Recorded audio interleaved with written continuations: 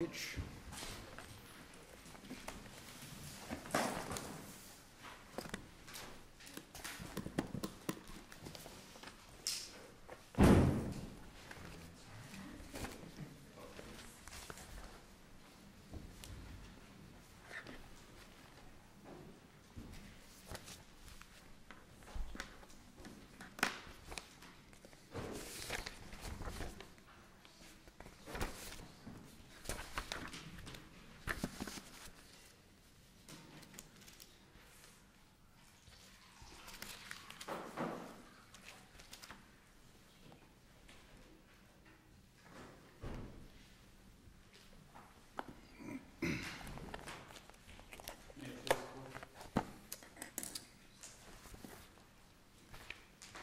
I'm Dan McKillop with McKillop Law Firm on behalf of Andre Sas. I'd like to reserve 5 minutes, please. Sure. Your Honors, this case involves a direct appeal on a 2005 case that was decided by this court in Wamco. It is a case where we are asking the court to, number one, determine whether Wamco has prospective application. Wamco was decided 10 years ago. The situation that we're facing now in the foreclosure world and in the evidence world is drastically different than what the court was facing in 2005. So first we're asking the court, does Wamco have prospective application? Two, does Wamco actually apply in the case below? But all this trial court has done is grant a rehearing to apparently consider additional evidence. We don't know what the trial judge will do with the law when he does that, right? The trial court granted a new trial specifically based on Wamco and Wamco alone. The last time around we sent this back for a new determination of damages, right? A new trial based on damages, right. Yes. So that the fact that the mortgage was in default was not an issue for the second trial. The only thing that we're dealing with is damages. And the second trial, and the only evidence that was... This trial judge, second time around, he calls it a directed verdict, but he grants a judgment of involuntary dismissal at the end of the hearing. Yes, Your Honor. I noticed that the initial judgment that's in the record had more than $20,000 on it in escrow overdraft charges. Is there some suggestion that that wasn't proven? Your Honor, nothing was proven at the trial court in the initial trial. In the second trial, nothing was proven because there were no, in both cases, there was no record evidence that was presented to the trial court in support of the plaintiff's claim. None at all. What we're dealing with here on the second trial solely is the business record, the one business record. There wasn't a penny in damage proven in this. There was not a single penny in damages proven. Based on... Because at least at the first, so how did the court establish the escrow overdrafts, or the, overdrafts, which is obviously, property taxes, insurance. We're talking about the first time around? I would assume so, maybe second time as well. Well, the second time was, remember, the second time was a judgment in favor of defendants. Right. The first time around was reversed in its entirety because the witness testified off of their own knowledge, saying what an out-of-court business record might have said. The first time around was sent back because this court had determined, rightfully so, that a plaintiff cannot testify as to the content of business records when those business records were not presented to the trial court. So the first appeal of Sas versus Fannie Mae was sent back because that first time around there were no records presented. Well, yeah, the first records custodian referred to records, but they were never admitted. Correct. You also sought to cross-examine her or him about that, and you weren't allowed to have access to those records. Correct. The second time around, Second time around, we have a new records custodian, Mr. Anderson. Yes. Who works for Sataras, who I guess is the successor servicer. And Sataras was the same servicer to testify at the first trial. The second trial, the witness could not testify as to Chase's business record. The reason that this case solely focuses on Wamco is because what was done the first time, or at the second trial, was correct, I believe, as an interpretation of the business record exception hearsay. Yeah, the court was concerned that Mr. Anderson could not testify about the record-keeping practices of Chase. Correct. But you would agree that the bank is not required to bring in a Chase records custodian. I would agree that to the extent that they must bring in someone who can qualify the business record exception to hearsay, however they choose to do it. But you would agree that Mr. Anderson was a competent records custodian for Sataras?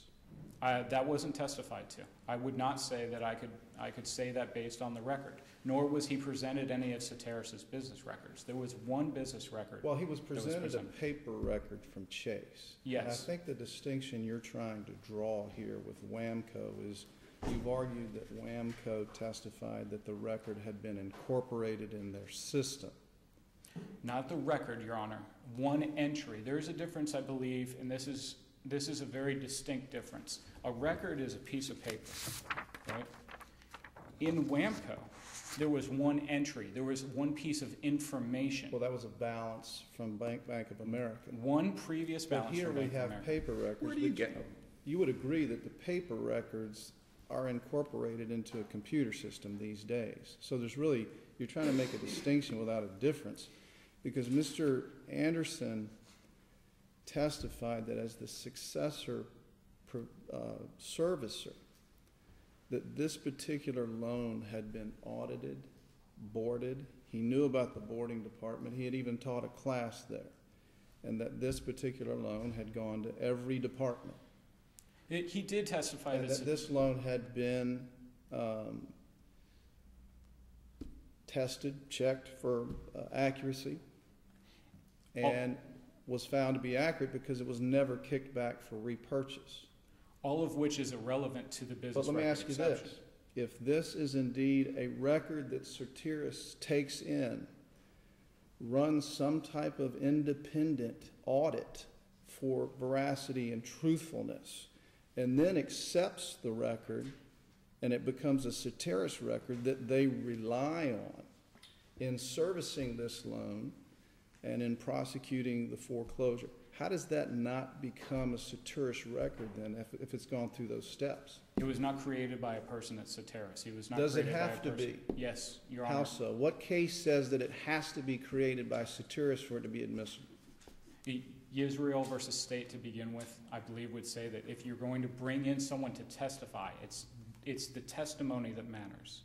The testimony has to say that this record was created by a person with knowledge. But in Israel, there was absolutely no testimony about veracity and trustworthiness, and plus that person knew nothing about the record. So give me a case that's more on point, because you would agree. Anderson has to fulfill the 4 factors of 9803-6. Yes. But he also has to fulfill the issue of trustworthiness of the records. The trustworthiness is, it is in addition, perhaps, but it cannot whitewash 90.803 subsection 6, which is what the trial courts are interpreting Wamco to do. The trial courts within this district are interpreting Wamco to say, as long as the subsequent servicer, who is not necessarily a bank, has done our work for us, we do not need to determine the reliability of the evidence. Yeah, but in Wamco, the records custodian testified that they independently verified the records. And that's what all the cases are relying on. Now, the cases that you're talking about that conflict with Wamco don't. They distinguish Wamco because they address the part of Wamco where that records custodian independently verified the records. And that appears to be what swayed this trial judge here. Now, we're dealing with an abuse of discretion standard, so we've got to find that no other judge would have done this. I believe that the standard is different since this is based solely on case law and solely on the interpretation of Wamco. This is on the admissibility of evidence. It is, but based solely on whether Wamco should apply to the evidence here. If this court is saying that Wamco not only applies to, as it did in Wamco, a single piece of information. Well, let me ask you about that, because I don't see, and I just, to be honest with you, I could just be missing it. I don't see where Wamco either said the facts were that it was solely a single piece of information or relied in its analysis on it being a single piece of information. I mean, I see it referring to obtaining balance information from Bank of America and Grauer testifying that the beginning numbers on the outstanding balances were numbers received from Bank of America, but I don't see anywhere within the four corners of that opinion that we're talking about a single piece of information, or if we were, the fact that it was just one piece of information was material to the conclusion the court reached. It might have been 2 or 3 pieces of information. I believe the distinction is still there. When you take a starting balance, or say a starting balance and a period of time of information, and put it into your computer system to create your own records, that would comply with Wamco. What we're dealing with here now is a situation where banks are bringing in paper created by somebody else. In this case, Chase. The witness from Sataras said, this is a document from Chase. It came into our records. I have no idea whether it was made by a person with knowledge at or near the time the event occurred. The witness from Sataras cannot testify to those 4 factors to the Chase document. Let me go back to where I was at the beginning of this case. Yes. The last time around, we found that there was a note, and that apparently a payment was not made, and that your client was in default on the note that's secured by the mortgage, right? Yes, Your Honor. That's Now, if you don't pay a payment, that's a quantity of money, right? depending on what it ultimately is proven at trial. As Judge Sleet said in... But if we found, and we only set it back to determine a measure of damages, we've already determined that the note is in default. So at least one payment wasn't made on this note. There must be evidence in the first trial that shows that. Your Honor. And what I'm pointing out to you is that if this involuntary dismissal comes up here the second time around, it's going to get reversed in a heartbeat, because there's been at least an element, a penny of damage that we had to have determined the first time around. The law of the case is that your client's in default on a note and mortgage. So it may be more than a penny, but at least they're entitled to foreclose for an amount. Your Honor, Judge Sleet's ruling in Wolkoff says the exact opposite. And appellate courts do not generally provide parties with an opportunity to retry their case upon failure of proof. Here there was a complete failure of proof of the amount that was due. But there had to be a judgment on remand for at least a penny, or we would have reversed the whole 9 yards the first time around. If Your Honor looks at the order on our motion for attorney's fees, the first time around the court specifically said that we may be entitled to attorney's fees if we are the prevailing party at the second trial. At this rehearing, for all I know, the judge is going to enter a judgment for $400. Your Honor, the question is, are they entitled to a rehearing based solely on Wamco? If they are not entitled to a rehearing based solely on Wamco, then we were the prevailing party at the second trial, which this court specifically said could have been one of the outcomes. Otherwise, they would have denied our request for attorney's fees. The first time around, the panel specifically said, if we are the prevailing party the second time around, we're entitled to attorney's fees. This is an outcome that can and is possible. It is no different than the outcome from Wolkoff, where the plaintiff did not prove the amount of their damages. They must prove the amount. The burden is on the plaintiff. It's not an assumption. The question solely before the court is, number one, can the witness, without testifying to the 4 requirements of 90.803 subsection 6, still lay a foundation? Is your position that there needs to be direct testimony as to each of those elements, or is it sufficient that there is testimony from which the existence of those 4 elements could be fairly inferred? There has to be direct testimony, would be the position of our position. I believe that's also the position of the First District on this. The First District in Hunter and Burdishaw have both said that the testifying witness must testify as to the practices of the company that created the document. When, as I read your brief, I think you've got putting to the side what you call the prospective application of Wamco. I think you've basically got 2 arguments. Yes. As to why Wamco ought to be distinguished. One is this notion of it being a single or discrete set of information, and the second is the difference between documents and information. Yes. And I'll be honest with you, that why that distinction is significant eludes me. I mean, it would seem to me that either way you slice it, you've still got an out-of-court statement, and you've still got to establish that there is a hearsay exception that's applicable to it.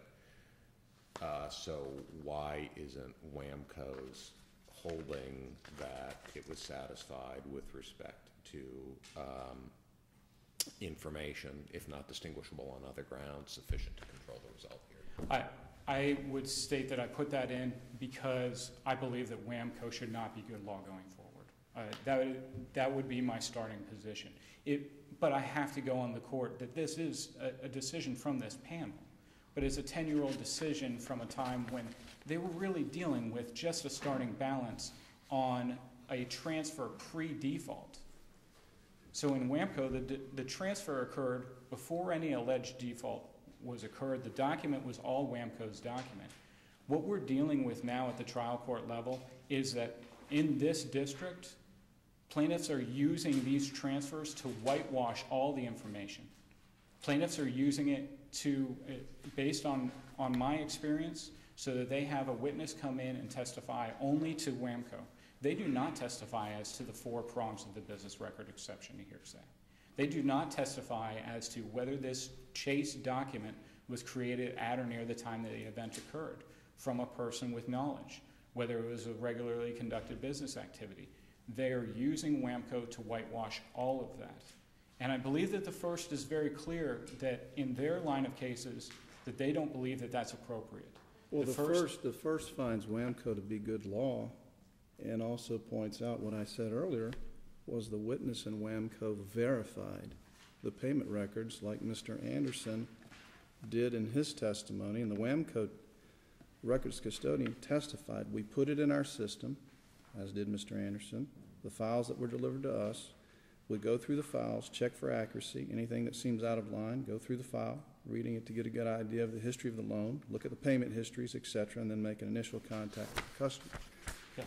That's what the courts, our sister courts, find Wamco to be good law, and they continue to emphasize the distinction that records custodian independently verified these records, and it appears from his testimony here that was done.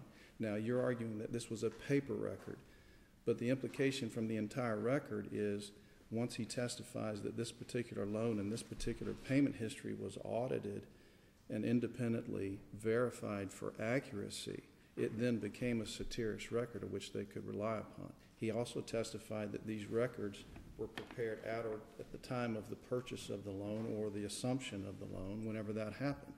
I read the record, it's there. But he did not testify that they were input by a person with knowledge. Well, my question... That's the point I'm making, is you've already conceded that a Chase records custodian does not have to come in to say that. No, but this witness also did not. Well, neither did the Wamco records custodian either. And that would be the question that I would ask this court to clarify. If this court is saying that Wamco is still good law, if we are going to continue to use Wamco for this sort of scenario, which of the 4 prongs is Wamco in place of? Does the witness have to testify that the business record was created by a person with knowledge? Does the witness have to have personal knowledge, which is also a requirement of 90.803 subsection 6? Well, how did you challenge the trustworthy of these records? You didn't put forth any evidence at all. Trustworthiness is not one of the 4 prongs. That's your burden. No, Your Honor. Trustworthiness is not used to replace 90.803. Well, how did you argue that these records were inaccurate? Your Honor, the burden is on the plaintiff to show the 1, 2, 3, and 4. And then if they can comply with 1, 2, 3, and 4, then maybe the burden would be on the opposing party to show inaccuracy. Until they get to 1, 2, 3, and 4 under the statute, the accuracy of the records and the question on that particular record doesn't come into play. 90.803 subsection 6, 1, 2, 3, and 4 as far as the evidence code must still apply. And this is, I would state, not just a foreclosure case. But if we accept your argument, there is no way in this real business world, given the multiple transfers of mortgage, that a bank could ever prove or satisfy the 4 factors of 98.03.6 and get these records introduced. I don't know that I would agree, Your Honor. JP Morgan Chase still exists. Yeah, but if it's you're arguing against yourself, you don't need the Chase records custodian. They need somebody. I'm letting you run into your rebuttal time, by the way, so if you want to save any time, you need I to do sit that. down. Thank you.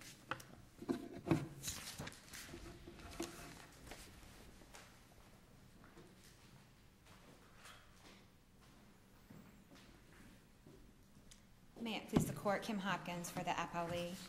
I think it's important to start with the posture of this case, which Judge Altenburn pointed out at the beginning of my opponent's argument, that we are here to see whether or not this court should overturn the trial judge's decision to allow further hearing on the issue of damages in this case.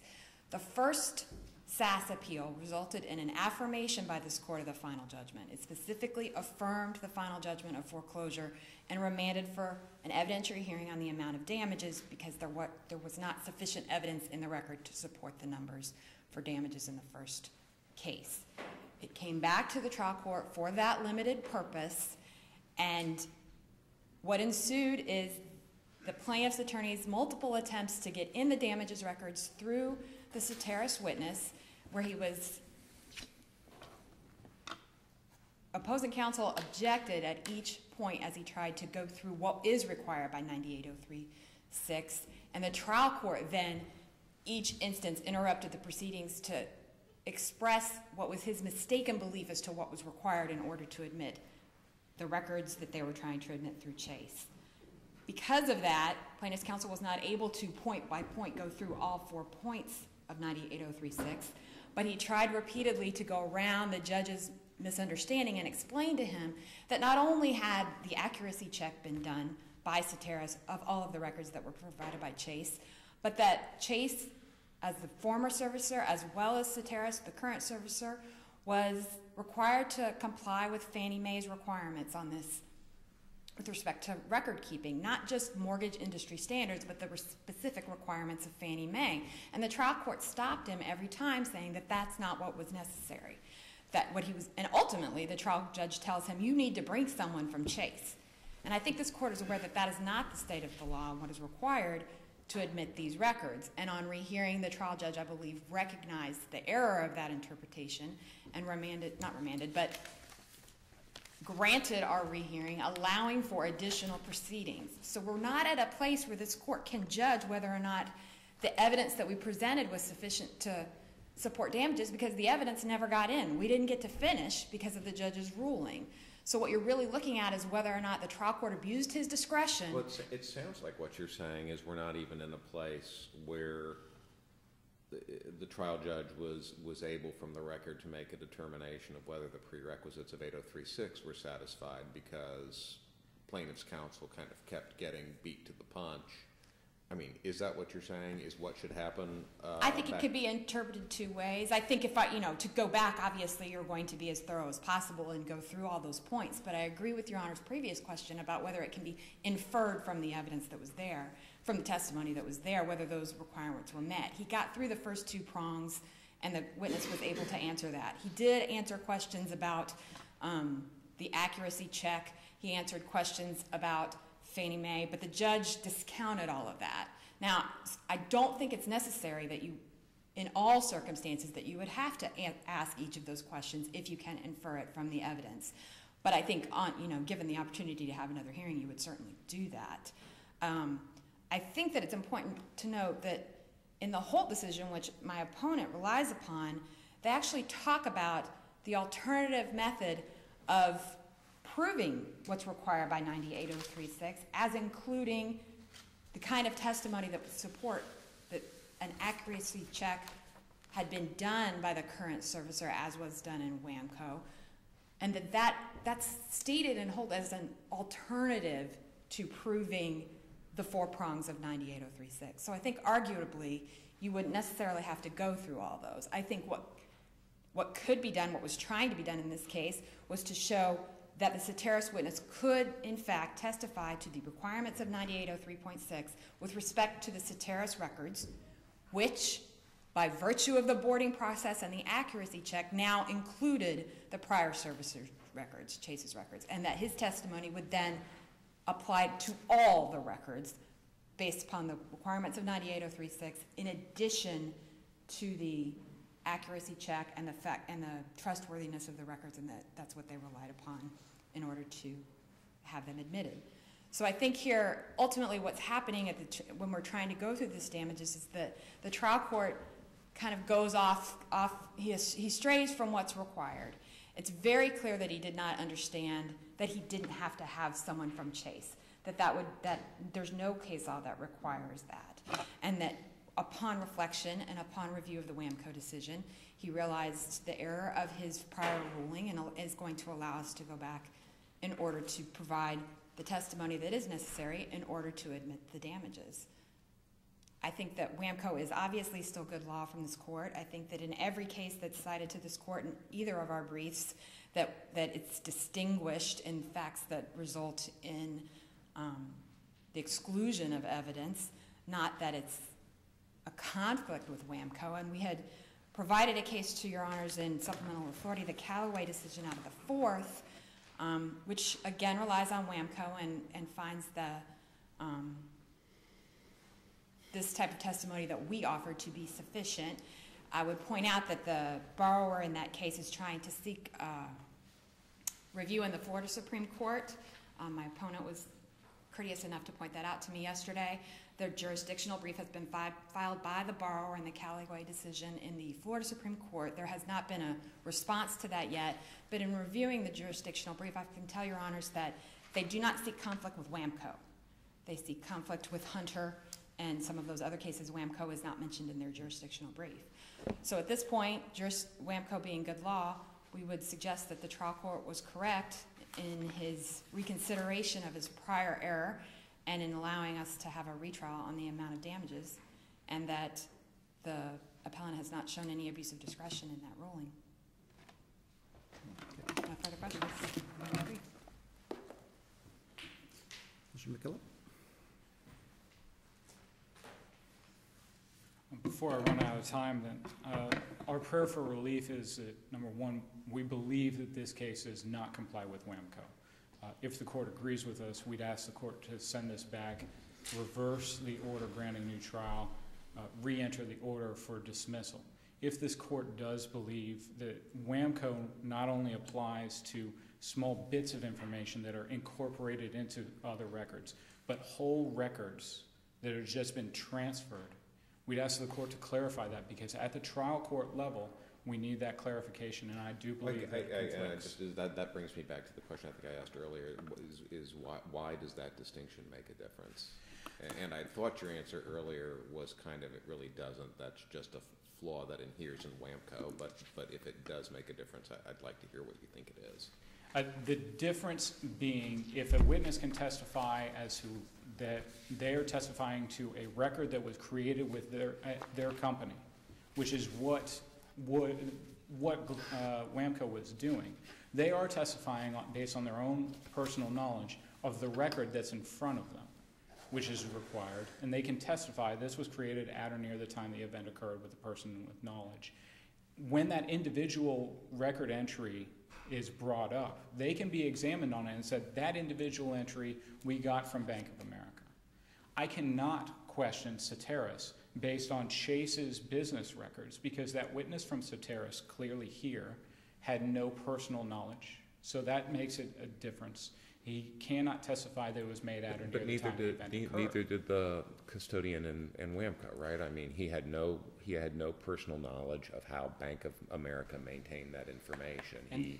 He knew that it would have been in accord with bank industry standards. And that's why I fully agree that one of my positions is I believe that Wamco should not apply going forward. I don't believe that we should allow this whitewashing of documents, again, because this is an evidence case. This is not a foreclosure case. Eventually, these foreclosure firms will disperse because we won't have these foreclosures anymore. And we'll have to deal with Wamco decision being brought to criminal side, to employee issues, to PIP, other insurance claims. We will have to deal with Wamco and the whitewashing of documents through this transfer at the trial court level, not just in foreclosures, but throughout the state. If the second is saying that is its intent, I do believe that the first is signaling they don't have that intent. The 3rd District has not weighed in on this at all. The 5th District has not weighed in on this at all. The 4th District in Solomon is clearly relying on Wamco. It's clear that their intent is to rely on Wamco. One last point. Let me ask you a question. Every time I hear these arguments, I wonder about this. This note mortgage was only maybe 30 months old when it went into default. Why don't, and the default is uncontested at this point. Why don't banks just put on Mr. Sas in this case and say, tell us every payment you made in the first 30 months and use subtraction to get to the minimum amount that the damages possibly could be? I don't represent banks, so I couldn't tell you why they proceed in a certain posture and don't do it in other ways. Because they just need a request for production for all the checks that you paid to whoever you claim you paid them to and subtract, right? It's not in this record. It wasn't done here. It wasn't presented to the court. There was one record presented to the court. It was Chase's record. Ultimately, the Florida Supreme Court and the 1st and 4th District have both said that liability in and of itself cannot be a catch-all to get us around the 4 requirements of the business record exception and hearsay. Florida Supreme Court said in State v. Smith, regarding evidentiary matters, it's for the legislature, not the courts, to determine not only the policy to be promoted, but the means by which that end is to be achieved. And the 4th District in RU versus Department of Children and Family said, finally, we address the state's suggestion that we follow the federal case law for the proposition that hearsay statements should be admitted simply if they're deemed to be reliable. Although the federal rules of evidence has that catch-all for reliability, the state does not. This witness did not testify as to the 4 prongs of 90.803 subsection 6. Because of that, it was proper for the trial court to strike the witness when it was clear he was not going to testify to that after 40 minutes of testimony. And it was improper for the court, solely based on Wamco, to order a new trial. And this is a new trial that was ordered. It was a rehearing. It was a trial. The original trial was done. This court sent it back for a new trial based solely on damages. Okay. Thank you. Thank you.